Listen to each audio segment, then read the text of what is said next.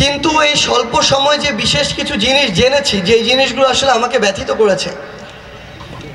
আমি কিছুদিন আগেই যখন এখান থেকে আমার বাড়িতে একটা গাড়িতে করে যাচ্ছিলাম, আমার সাথে একজন ভাইয়ের কথা হচ্ছিল। ভাই প্রথমে যে কথাটি আমাকে বলছিল যে, ভাই আমরা আমাদের পূর্ববর্তী প্রজন্ম এখানে যুগের পর যুগ ধরে বসবাস করি, আমরা আসলে বিহারি, কিন্তু এখানে আমাদের যেভাবে বসবাস করতে হয় এভাবে একজন সাধারণ মানুষ আসলে বাংলাদেশে বসবাস করে না। সবচেয়ে গুরুত্বপূর্ণ বিষয় হচ্ছে, যারা বাংলাদেশের একজন নাগরিক, যাদের ভোটাধিকার রয়েছে, একই দেশে একই উপজেলায় তারা এভাবে কষ্ট করে দুর্দশাগ্রস্ত জীবনযাপন করবে, এটা কিন্তু সৈয়দপুরের যে ইমেজ, সেই ইমেজের প্রতিনিধিত্ব করে না।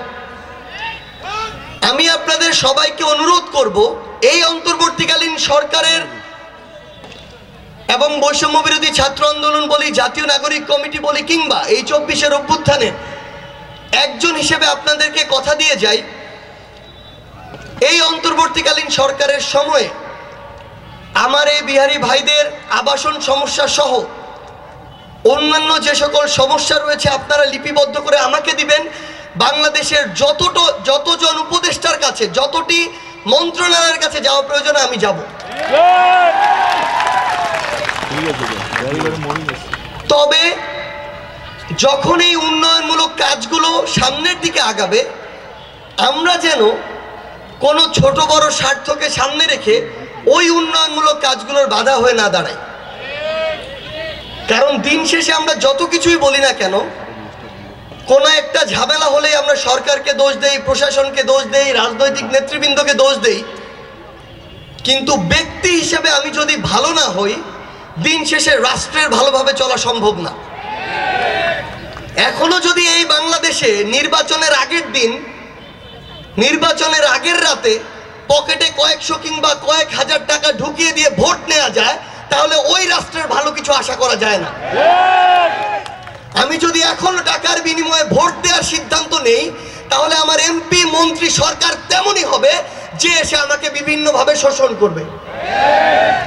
সেই জায়গায় ব্যক্তি পর্যায় থেকে আমাদের ভালো হওয়াটা খুব বেশি গুরুত্বপূর্ণ। আজকে পুরো বাংলাদেশে সুবিধা প্রাপ্ত যদি একটা গুরুত্বপূর্ণ গোষ্ঠীর কথা বলি, তারা হচ্ছেন বিশ্ববিদ্যালয়ের শিক্ষক।